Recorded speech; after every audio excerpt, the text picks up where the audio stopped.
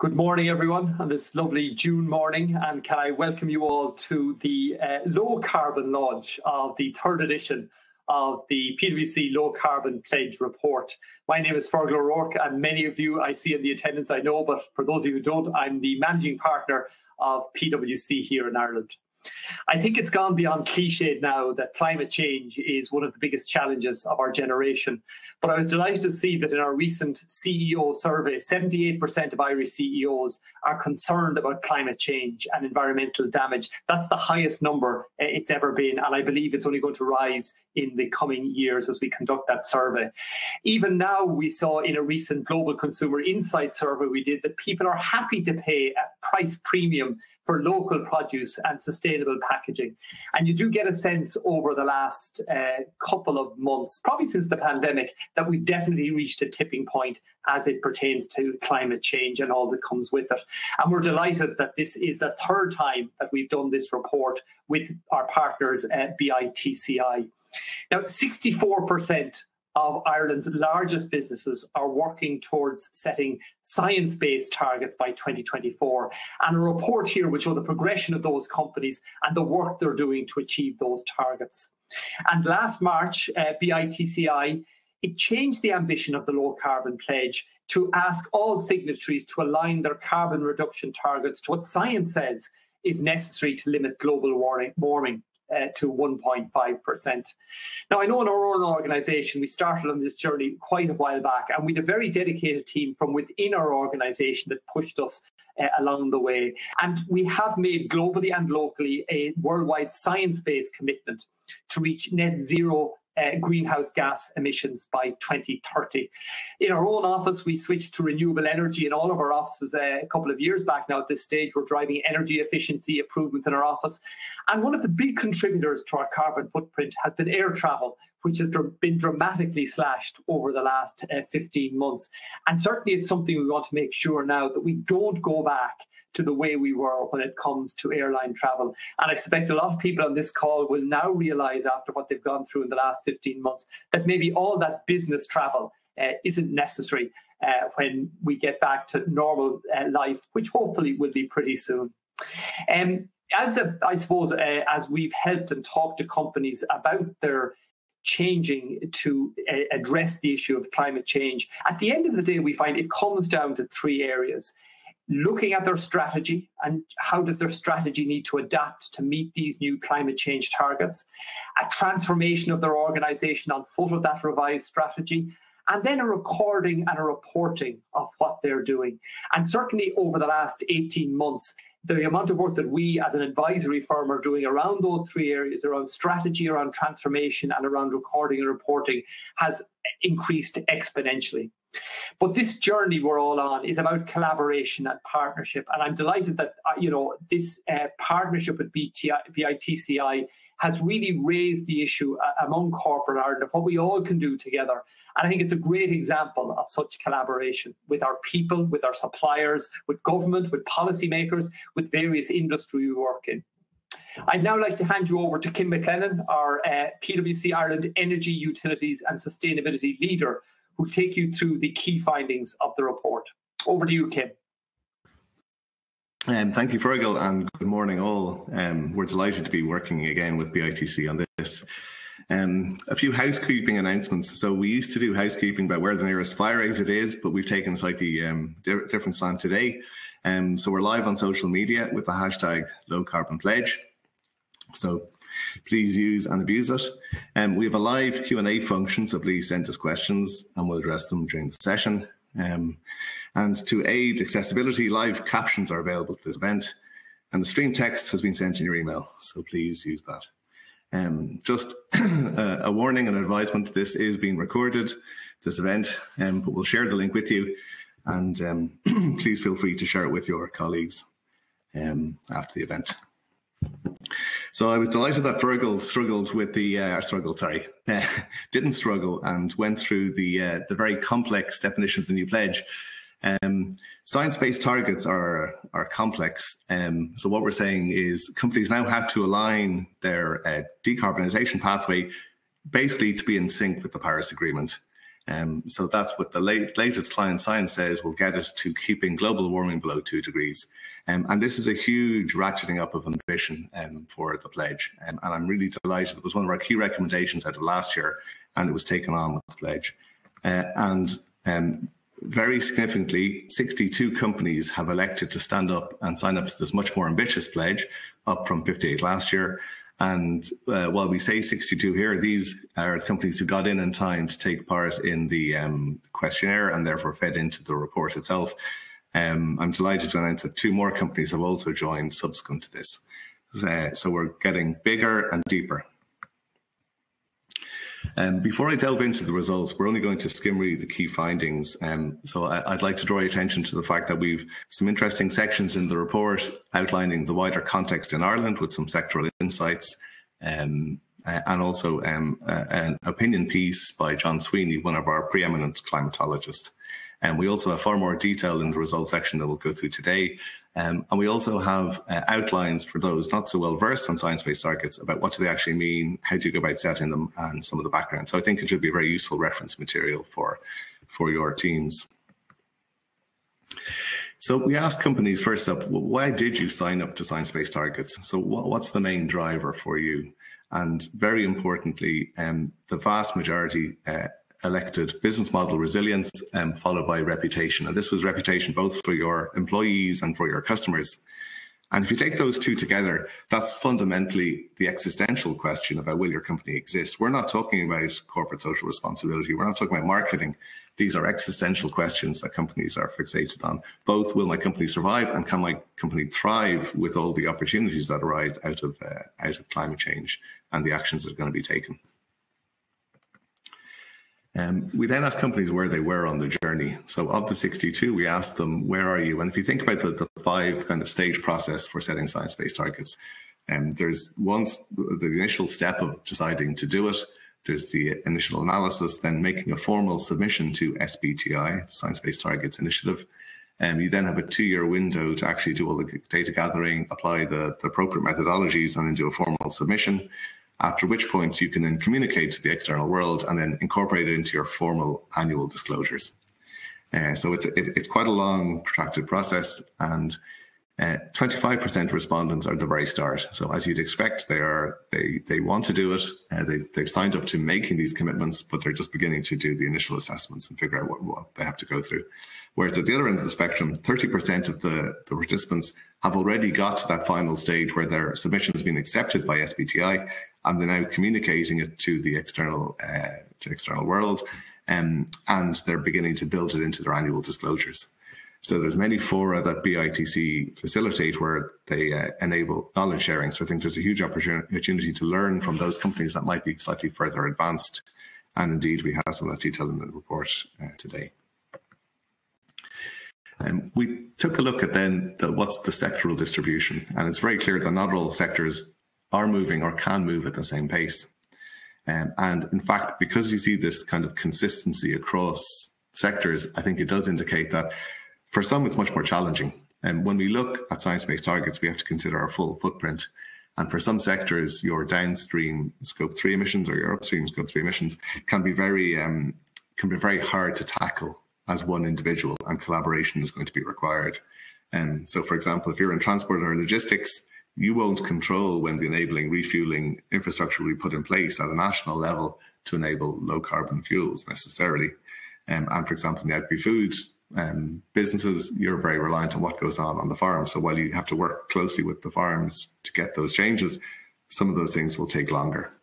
Whereas in some sectors, they're much more advanced, because it's easier, but also potentially because in some cases, there's a much greater expectation from other members of your supply chain. So for example, Walmart is setting very strict requirements on all of its suppliers in the area of sustainability.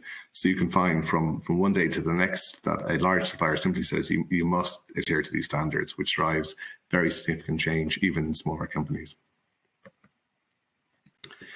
We then asked the companies, what are the most significant challenges that you face? And by far the most prominent response was data accessibility. And I think what's very clear in this one is as you deepen your decarbonisation ambition by looking at your scope 3 emissions. So looking at those supply chain emissions, or in our case, Fergal mentioned business travel, you need to find the right data. And believe it or not, we needed to make enhancements even to our own very basic kind of mileage recording system to properly account for carbon. So something as trivial as how you record your own road travel, never mind your business flights. If we take an example of, say, a lending institution, so for them, their scope 3 emissions are completely dominated by their lending books.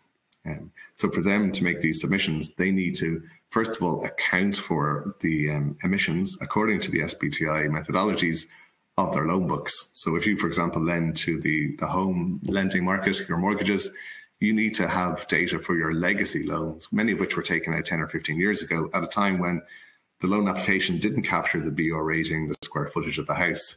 So there's a very significant challenge even in gathering the data and filling the data gaps for the backward-looking portion of your loan book, never mind thinking about designing the new products to drive out that change across your front book. So data accessibility, and then they called out the complexity. So there's no denying that this is complex, and you need to be adequately resourced with the right skill sets to be able to do this. Fergal mentioned net zero, so it's not the same thing as science-based targets. Science-based targets on a trajectory ultimately to achieving what's called out in the Paris Agreement. However, many companies have set even more ambitious targets, net zero targets, including ourselves.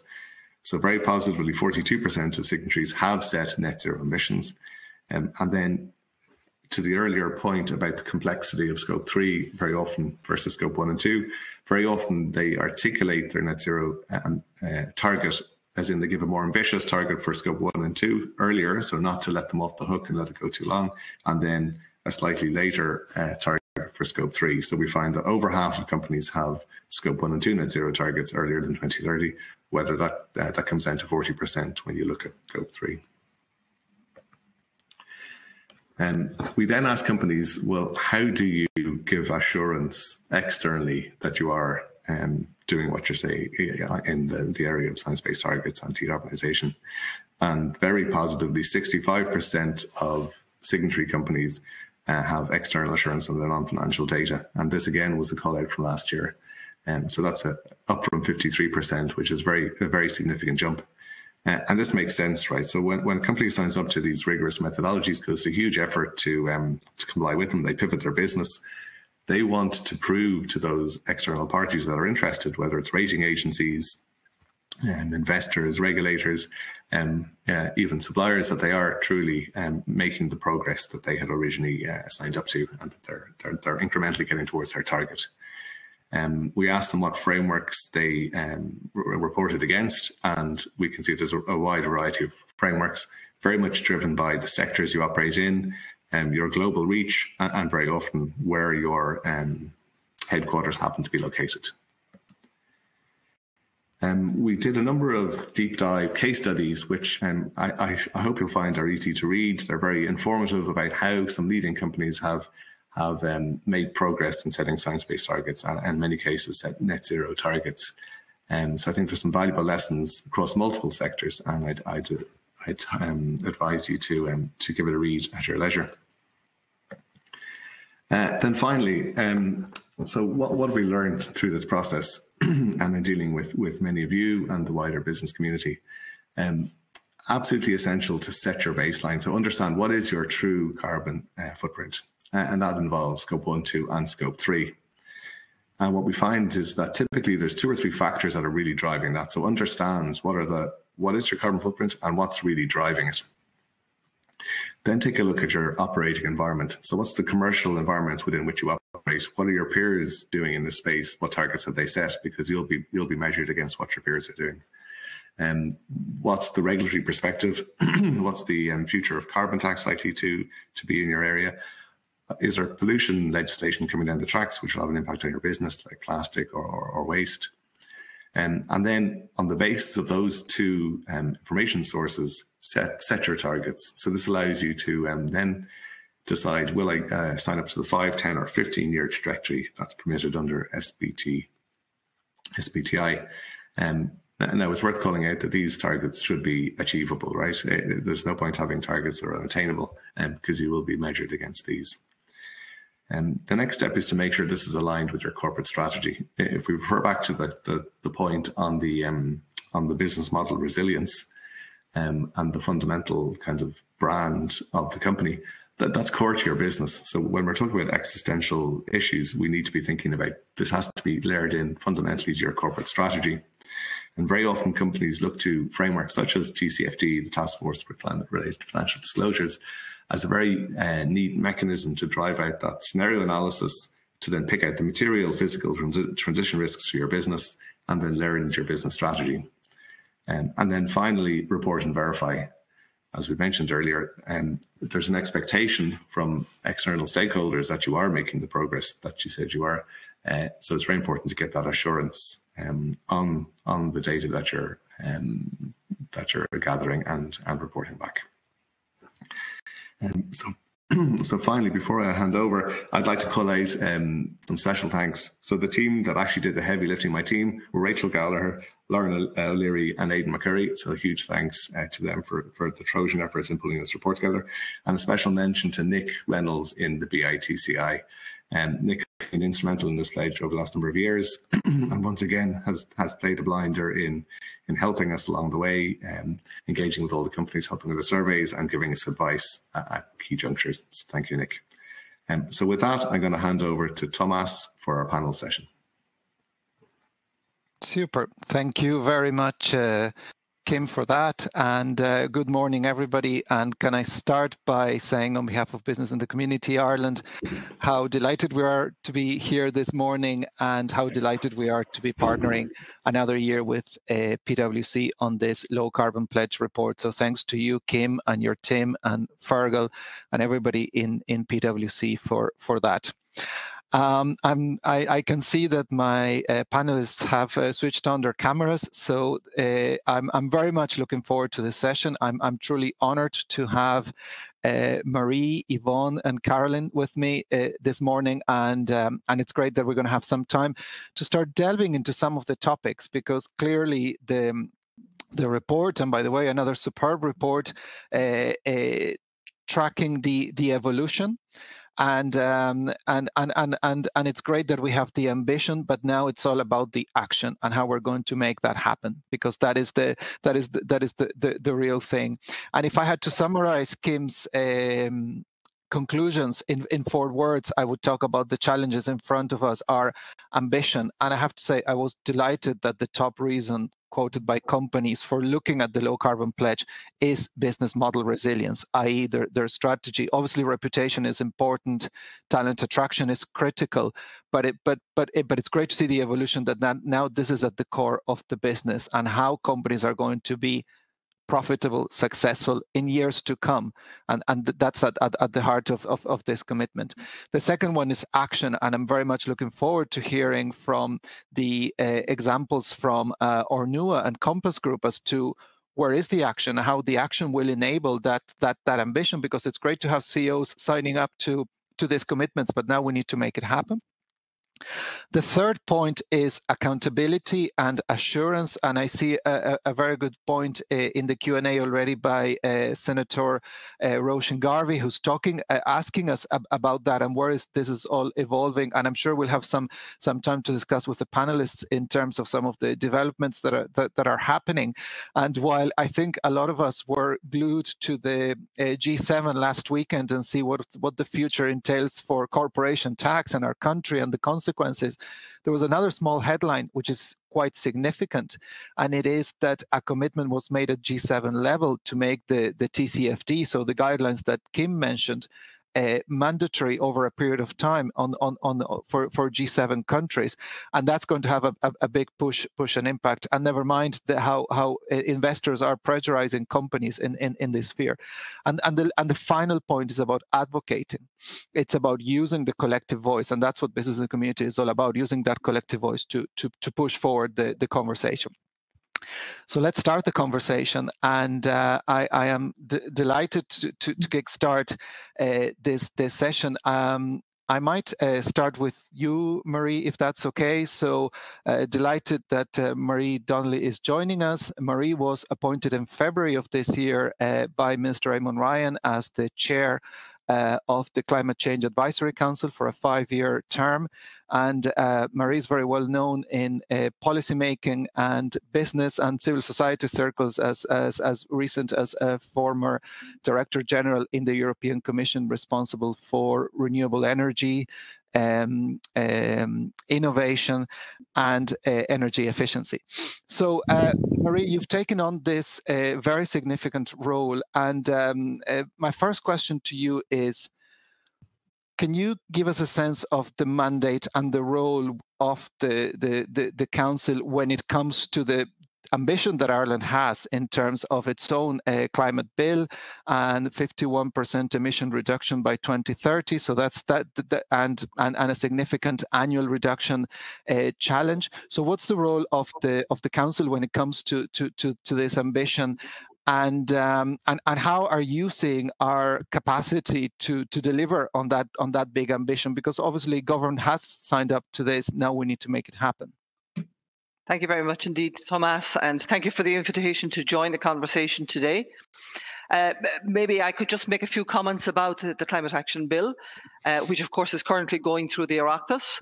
I think it's fair to say that this is a very clear signal from the government and ultimately the Irish people of a determination to take action in the area of climate. We do have something of a mountain to challenge, in that if you look back historically, we've had something of a stop-start approach to climate. We've been great for a couple of years and then it stops and we slip behind. And it means that we are a little bit on the back foot now, starting what will be a very ambitious and a very uphill challenge. And I think the bill is very important in a number of features. Firstly, of course, it's legislation. But secondly, because it foresees these 5-year carbon budgets, it takes the target of 2050 and brings it forward and makes it proximate. It makes it relevant to our daily work, because 2050 is far enough away that we can say, yes, it'll work, but we don't have to think about it. But when you have a 5-year budget, it's very real. It's today. It's clear we need action today, and it focuses the mind. So I think that's a really good part of the bill.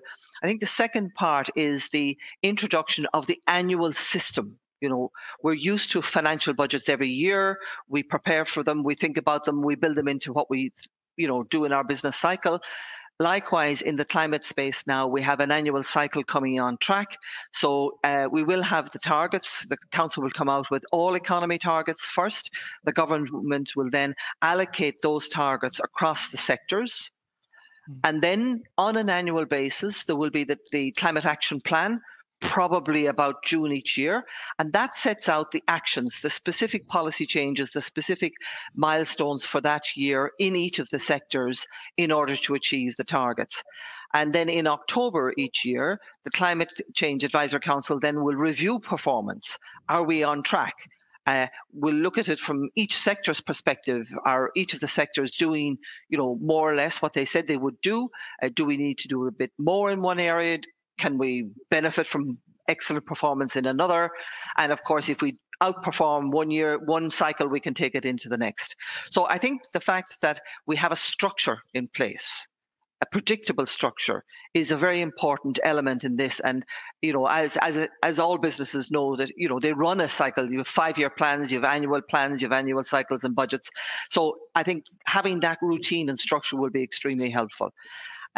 Just one other small comment is, of course, that, when we set the budget, you made mention, and Kim made mention earlier on as well, about, being aware of where we start from and what's available to us to get to our goal. That's the first element. The second element, of course, is how quickly we can achieve the elements of getting to our goal. And that's one of the areas, of course, that's a particular challenge at the moment for the council, because we will come out with a 5-year budget for 2021 to 25, and then 26 to 30, and then a provisional one for the early part of the 30s. But it's a question of, to what extent is it a linear budget across the first 5 years, or is it front-loaded Is it backloaded? And this really goes to the heart of what is the capacity to bring about change? What's realistic? What is achievable? Of course, it has to be a stretch target, but we also have to be realistic. And a very important element of that as well, of course, is that we ensure that we don't inadvertently, place the burden on the shoulders of those who cannot cope. So we need to have just, social justice balance in our approach to how we do this. So that's another area that we're looking for. And of course, a key element is, what does it mean for our economy? What does it mean for jobs, for our competitiveness, for our Ireland's attractiveness, because we have a lot of foreign direct investment, and these are issues that we're looking at as well. And I think that the most important principle that we need to follow here is, I think we need to be honest. There will be job losses in this process, but there will be job gains. The analysis so far is pointing to more job gains than losses. But let's be honest about the ones that will be lost, so that people are sensitized and then supported to retrain, reskill, find alternative employment. There will be lots of jobs, so nobody should be left behind, but we need to support those who may well find their job in jeopardy going forward. So that's just a very quick overview, Thomas. I'd be delighted to take any other questions that come up. Super. Marie, thanks so much, and thanks for the very, very honest approach and the reference both to fair and just transition, which I think it's critical, and I'm very much looking forward to discussing more of that, and jobs and what it means for the economy. And obviously, as Kim was saying, not all sectors are equal, and agriculture and agri-food is one of the sectors that tends to come up a lot in the conversation, and I would say quite a binary conversation most recently in terms of the journey. However, Ornua is one of the companies that have signed up for the pledge. And Yvonne, you have been overseeing the sustainability vision and strategy of Ornua close to 4 years now. I'd like to get a sense of, so the commitment is made, now we need to bring it into action.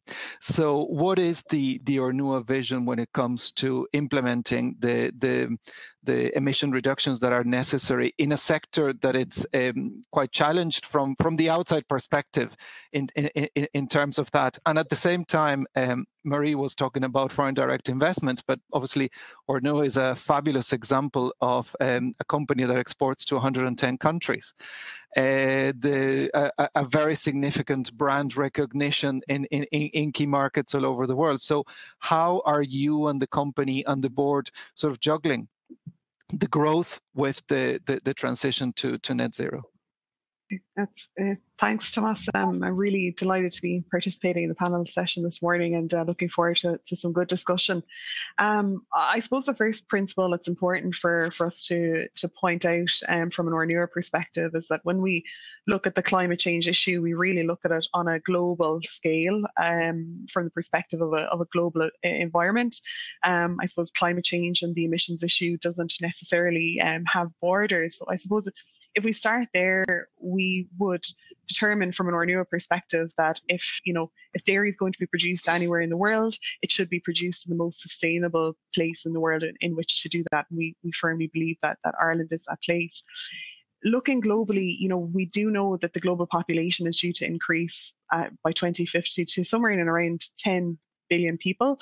And in order to meet that demand for sustainable, nutritious food, food production does need to grow somewhere in the region of around 50 to 70%. So it's really important for us as we develop our sustainability strategies, we set targets, climate and carbon targets, that we make sure that we're unrivaled in terms of producing that nutritious food that's unmatched by alternatives, and that we can really ensure that production isn't displaced elsewhere in the world to countries that are less carbon efficient. Most countries in comparison to Ireland when it comes to dairy are twice as heavy in terms of carbon emissions. So that really gives you a sense as to how efficiently we're performing currently as it is. That's it. The industry is a huge road ahead of us, a very challenging road ahead of us, and much, much more to do. I suppose farmers and the farming base, the 14,000 dairy farmers that supply into Ornua, they're really at the coalface in terms of they're the first ones most likely to be affected by climate change. So they really understand the hill that they have to climb in terms of the role that they play in the wider industry piece. In terms of Ornua's specific actions in this area, there's 3 areas specifically that we're looking at. So we do have a dedicated team, as you mentioned, Tomas, for the last 3-4 years, a team of 3 of us here in Dublin. And we are really responsible for guiding and embedding our sustainability strategy throughout our business globally in all of our locations around the world. So we do, I suppose, it's a testament to Ornua's commitment in this area that we do have an established team. That's the first thing to say. The second thing is, at the moment, we're really focusing on investment. So what is Ornua's role within the industry? How can we really affect change and drive meaningful change? So we're looking at investment at the moment in areas such as anaerobic digestion, really bringing in that circular economy element to the agriculture industry. We believe there's huge potential there. We're looking at renewable energy across all of our production facilities around the world, starting here at home in Ireland with our production facility in Mitchelstown in Cork.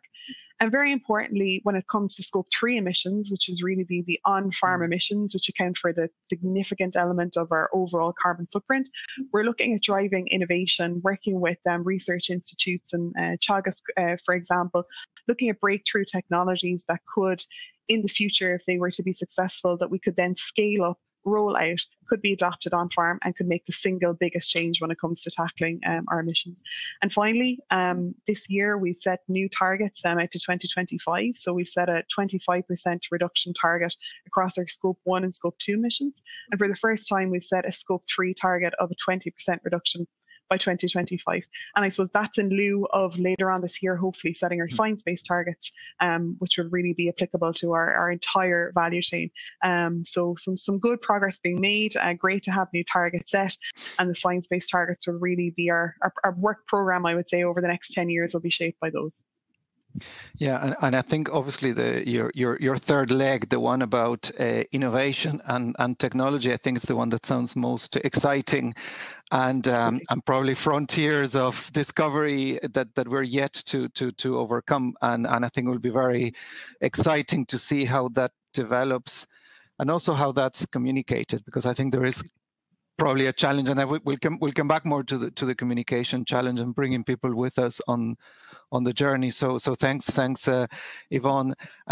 Carolyn, I'll go over to you. And Carolyn, just in March of this year, you were appointed as Compass Group's first ever director for delivery of net zero. So you've made yourself a job that will make you redundant in 10 years' time, because Compass has committed to be carbon neutral by 2030. So I'll be you hands up, you get the award for the trendiest job title this morning.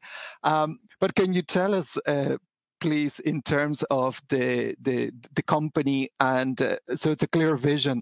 Now, how is Compass going to make that happen, given the nature of your business and what you control and you cannot control, and obviously staying within the theme of Scope 3 being such a massive challenge? Brilliant. Thank you, Thomas. And good morning, everyone. Really lovely to be here. So thanks for extending the invitation and being on the panel. It's just terrific to be able to, as you say, share some very passionate advocacy around some of these areas, but also with a lot of different kind of diversity of perspective, which I think is key. So yes, I have picked up the sizable baton, Thomas, you're right.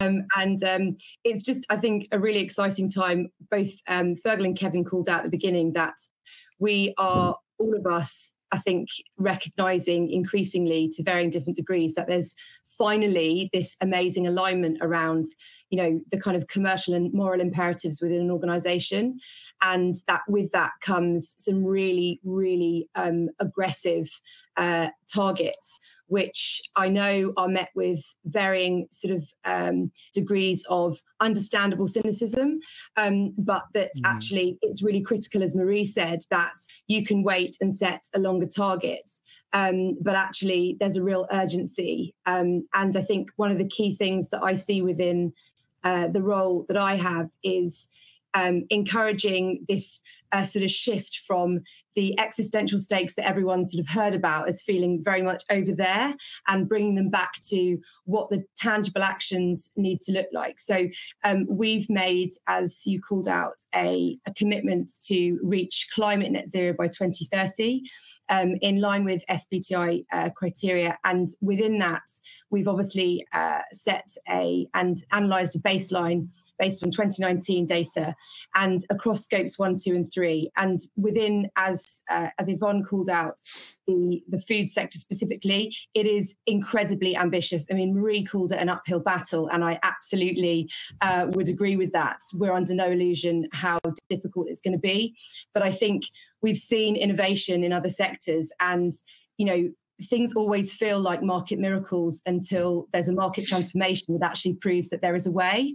And so I passionately believe, given we work, you know, across Compass Island, but also the wider group with some amazingly, you know, talented people, suppliers, as Yvonne called out as well, clients, you know, this a collaborative approach. And the scope 3 point specifically really underlines how critical it is that we don't view this as a sort of competitive leverage of one against the other, but actually identify a way in which we can see a wider sort of collective agency. So to give you an example, within our scope 3, you know, it's about 88% of our overall footprint, unsurprisingly, given the nature of the business that we have. But it just means that it's impossible for us to achieve what we need to achieve without making sure that we're supporting the suppliers that we work with in the process. And in terms of tangible actions and what that looks like, I think we've really been very clear to make sure that we've got some comfort around the credibility of the baseline. Marie mentioned the start point, and I think it's really critical. How on earth are you supposed to know where you're getting to, or how you can get there, unless you really do have some brutal conversations about where you're sitting at to start with. So one of the key things, Thomas, is making sure that in an effort to accelerate the change, we don't mandate or be too dogmatic too quickly in the things that we immediately need to affect change in, because I think, you know, we talk about a just transition, perhaps that's a bit too jargonistic, but essentially if we bring ourselves back to the United Nations Sustainable Development Goals and the importance of leaving nobody behind, it would be a very hollow victory if we did achieve what we wanted to achieve in 2030, and I'm happily made redundant, as you kindly called out, but that, you know, the rest of the organisations that we work with and the supply partners that we, you know, we really do rely on to do our best work and look after, like fundamentally look after people. If we haven't supported them, then I wouldn't consider that an achievement. And I guess the final point, and in the spirit of, you know, the great report that I know today was in celebration of, in large parts, if the economics don't work, we are also very clear on the fact that there's going to be a ceiling to how much we can successfully achieve. So there's a rewiring that needs to go on so that we not just act as you know, a client or a supplier, but actually how can we, as a, you know, Compass Island being part as it is of an organisation capable almost of acting in some instances as a financial intermediary in support of extending some of those timeframes, so that we can actually, as Marie said, be really realistic about the changes that we need to make. And if that carves out the ability to have longer term, meaningful partnerships that really get us to achieve things we need to around things like regenerative agriculture and some of the areas that Yvonne also pointed out, that's just not going to happen tomorrow. And I just don't think it's the right way to go about it unless we're you know, radically generous in the transparency with which we share things, but also very candid, truly, around some of the challenges, because it's totally disingenuous to suggest that there's an immediate raft of solutions that you can pick off a shelf.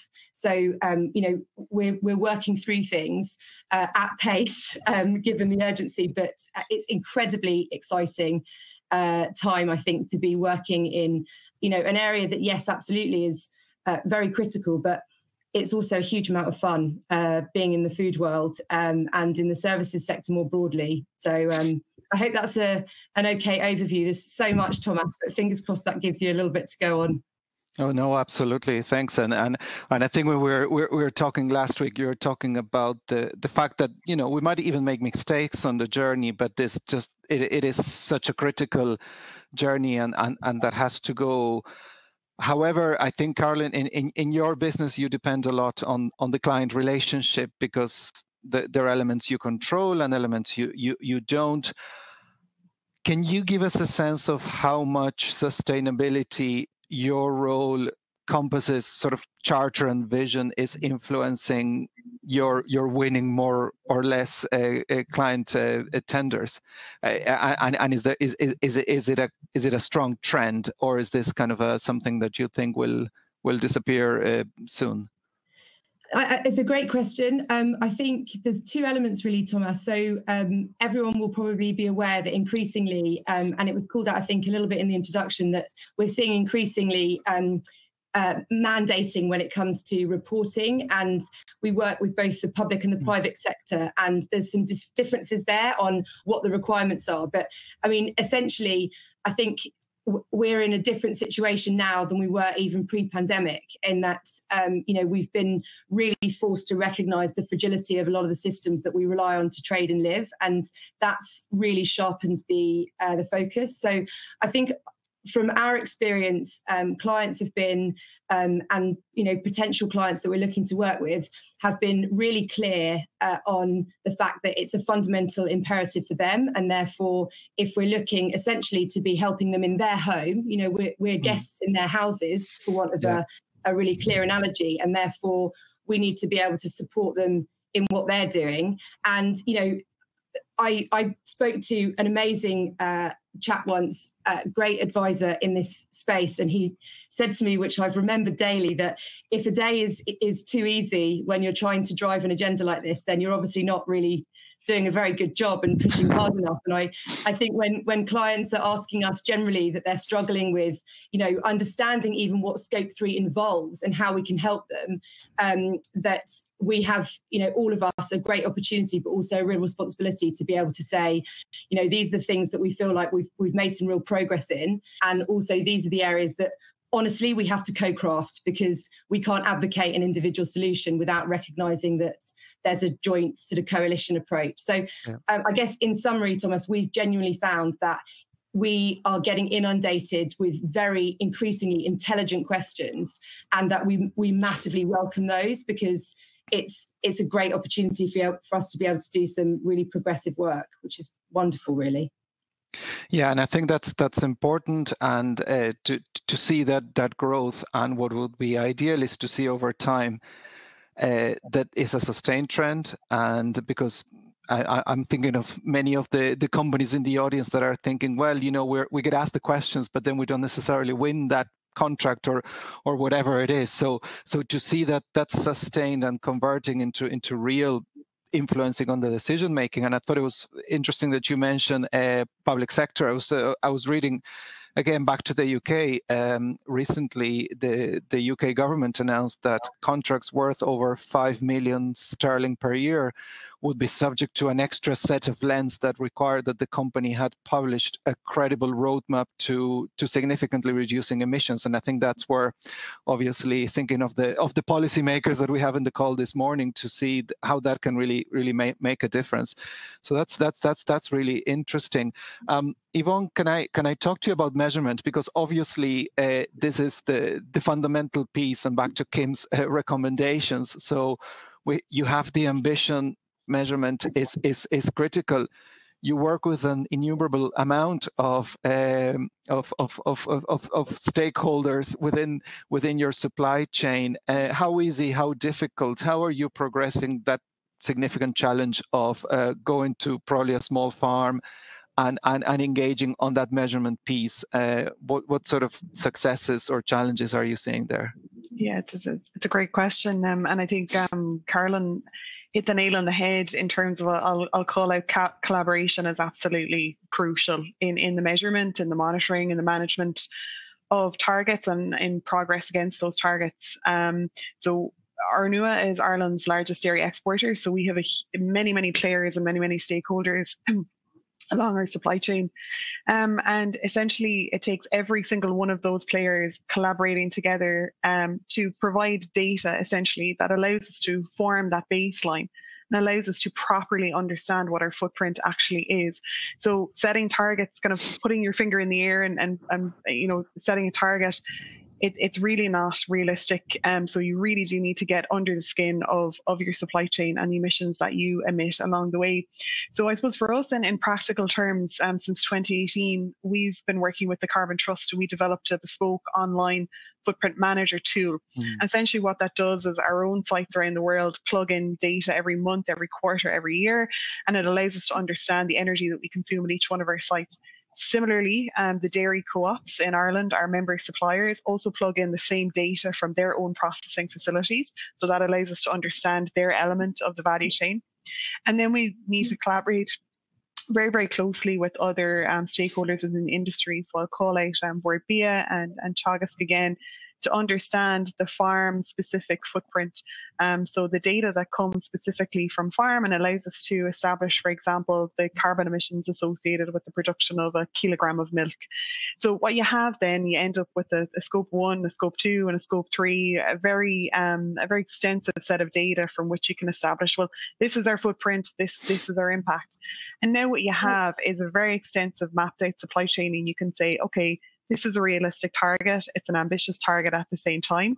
And there's value added here. So we've mentioned throughout the discussion this morning the need to report on an annualized basis and as needed by many of our customers specifically around the world. I think Kim mentioned earlier Walmart, for example. So we participate in their Project Gigaton initiative, which that requires us to submit data on a very regular basis, and a huge amount of data at that. So once you really understand that baseline, once you have that extensive data gathered, once you're managing that through a efficient tool, you can essentially slice and dice that information to facilitate, the request of our customers and similarly the request of our consumers. So it really, really does take every single element of the supply chain in terms of that knowledge sharing for us to fully understand. But it's difficult. You do have to get buy-in from all of those stakeholders. And again, as Carolyn mentioned, it's not, that we hold this data close, we hold this information close.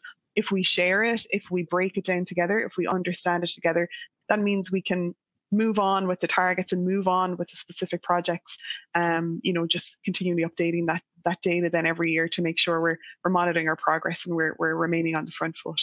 But it is challenging, but it is certainly becoming more commonplace within business processes. I will say that, yeah.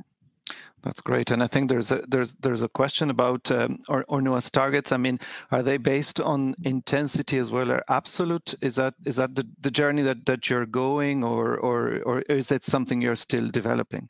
Yeah, so our scope 1 and 2 targets up to this year have been intensity targets, but we've set a 25% absolute reduction now across scope 1 and 2 out to 2025.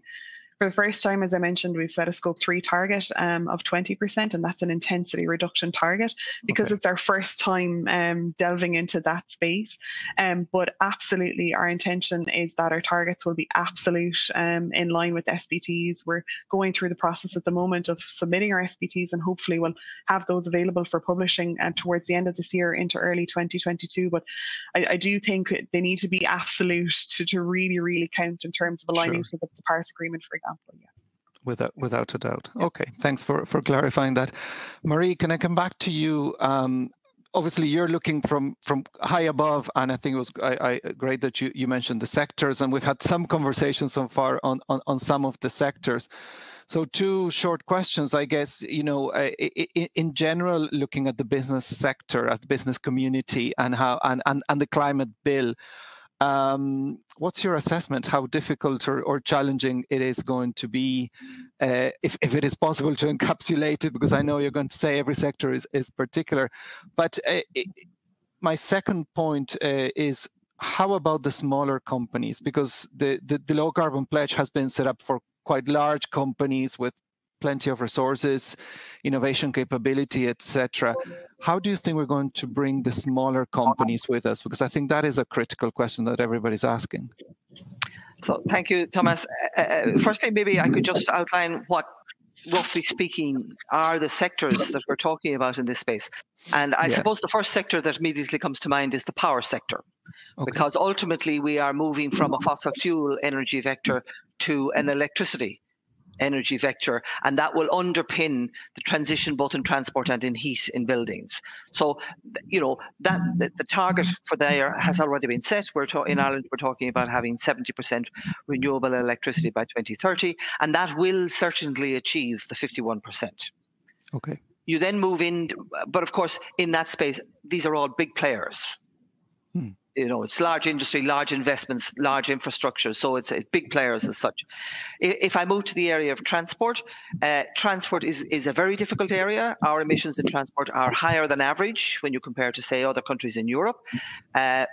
Lots of reasons for that. We have a dispersed population who use personal travel quite a bit. We don't have very good public transport, and we've really only been reintroduced to bicycles as a consequence of the pandemic. So, our whole transport philosophy is quite challenging. The positive element there is that we do have, at least for passenger transport, a technological solution that can help us a lot. So the technology is available. It's a bit expensive. And also our purchasing pattern in Ireland is probably slower than we need in order to churn the car market to get enough electric vehicles into the market. So that's one of the policy areas to look at. How can you speed the churn so that you can use the new technology faster, be it for companies, big companies, small companies, and indeed in the individuals. The next biggest area then would be buildings. And in buildings, and in the way this bridges over into industry, the energy service which causes the emissions is primarily heat. So we use heat, obviously, in our homes, obviously. We use them in our offices, in our hospitals, in our schools, whatever. We use them in our companies, preparing food. We use heat in our industry. And heat comes with the challenge of different temperatures.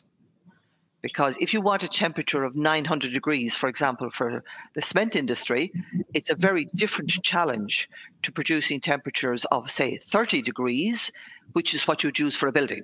So this is a real challenge. And in this context, you're merging, shall we say, the residential and the industrial sector around that service, but the solutions will be quite different.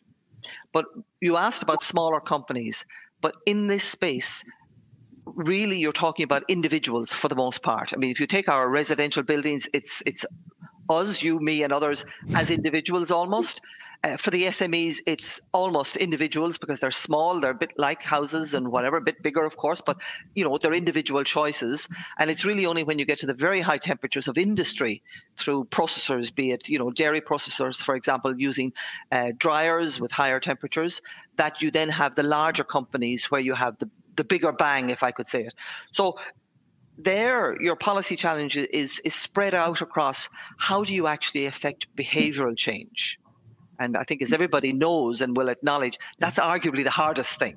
If you have technology and it's available, okay, you just have to get it out there, and you can perhaps facilitate that with throwing money at it. But making behavioral change is really challenging, and it's the space where we need to capture the minds and hearts of people in their homes, people in their companies, in their businesses. And I think, Caroline, you made a very real point. Trying to break down the challenge into bite-sized pieces. In the end of the day, it's one step at a time. And I think this is where, the bigger companies who are in the lead here with your carbon pledge can really help the smaller companies in their environment with, this is what we're doing, this is how we're doing, and this is what it achieves. So I think sharing that kind of knowledge in a local community sense can be a real help in terms of encouraging and supporting others to go forward. And ultimately, the community will be a huge player in that in terms of their acceptability for a lot of the changes that will be coming down the track. And you mentioned the public sector in terms of procurement, and I believe that's very important. But I also think, because if you look at the new bill, local authorities have an increased role in the new bill. Up to now, they were really responsible for adaptation, but now they also have mitigation as their challenge. And they are a very strong force within the local area because, for the most part, they're very well trusted. And when they talk about innovations and changes, they will be listened to by the population who live in that area. So I think this is what I'm really getting to here, is that there will be leaders, and you probably have identified most of them in your pledge as such. They will be the leaders. They will be the front runners, the early adopters of the new technologies. And then the opportunity exists for them to spread that out in their locality so that others can benefit from their knowledge. As Yvonne said, you have a team, which is super, but an SME can't afford to put a team in place. So Exactly. This is why it's the collaboration, as Caroline says, it's the whole way up and down the supply chain, but also I would say the connection at a local level is the kind of dynamic that we're going to need, because the challenge will be real. I don't underestimate it, but I really do believe it's achievable. We have taken on the pandemic. I won't say we've won, but we're making very good progress, and I believe on climate we will do the same. Absolutely. No, thank you for that. And maybe just to finish up, because the clock has run behind us, let's stay 1 or 2 more minutes on behavioral change, because I think that's really interesting. So Yvonne, for you, the question is around us end consumers, and what's the thinking in Ornua when it comes to that squaring the plate of our nutrition and our emissions, and people are saying we want green products and services. So what's the thinking in your company around this? Yeah, I think, Tomas, we spoke in the past, we were chatting about how we influence our consumers. I would say in terms of their choices, I would say we as brand owners, we're the proud owners of the Kerrygold brand, which many will be familiar with. We don't influence our consumers influence us.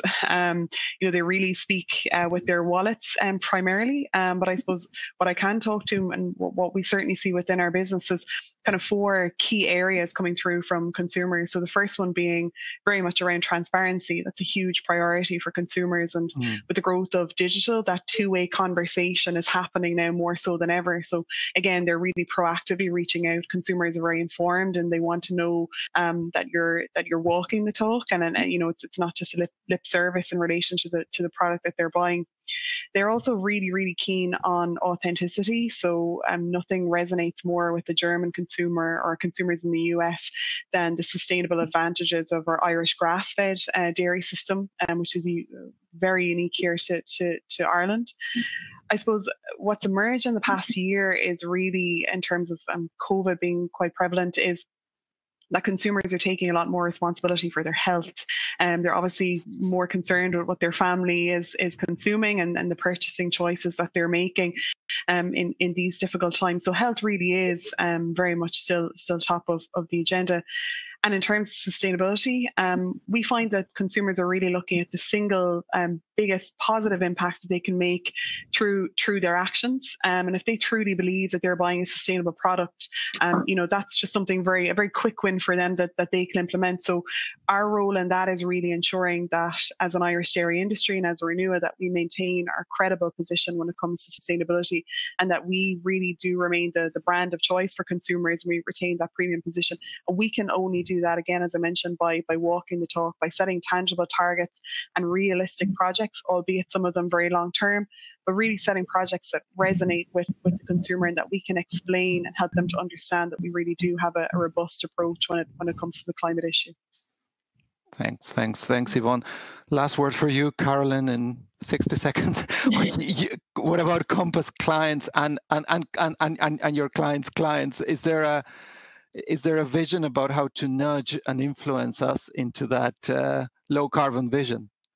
I think fundamentally it's just about being brutally honest with the fact that, we are all people first and go to work and, act in an employee, client, partner, supply capacity second. And so, everyone needs things to be simple, and for that to be a really compelling message is the job, I think, of us to be able to do that, so that when we're delivering information, for example, on the environmental impact of a food item on a menu, we do so in a way that doesn't overcomplicate or make people feel like they're going to hell in a dust cart, because the last thing anyone wants is this dystopian view of a future when they're trying to enjoy a nice meal. So I think it's make it really simple, be really honest about it, and deliver the information in a way that doesn't just give everyone a whole load more information to think about. And very quickly, Thomas, just as an illustration of that, there's an amazing project and programme out of Oxford University, which many people on the call will have probably heard of, called the LEAP programme. And it basically allows you to analyse the items and creates a multivariate eco-score from A to E. And it takes in 4 indicators. So you're not just assessing, and I know we've run out of time, but so you're not just assessing the carbon impact. And I know that the pledge has rightly been focused on low carbon, but as we spoke about, there are other critical areas interlinked in terms of the climate debate around biodiversity, and Marie touched on social sustainability. So let's give everyone amazing food, but let's hopefully help them to arrive at the right conclusions that don't make them feel guilty or bad, but actually empowered that there's an amazing opportunity to eat in a way that saves the world, really. So absolutely, in 60 seconds. Thanks so much. No, and that is a very important message, which is the beyond carbon. I'm going to have to bring this to a very rapid close, and I am very sorry. There are some brilliant questions on the Q&A. So just to say, we will come back to you on because we want them to be answered, and just to thank the audience. They have been very patient for staying with us. I'm just going to close by saying thank you very much to Marie, Yvonne, and Carolyn.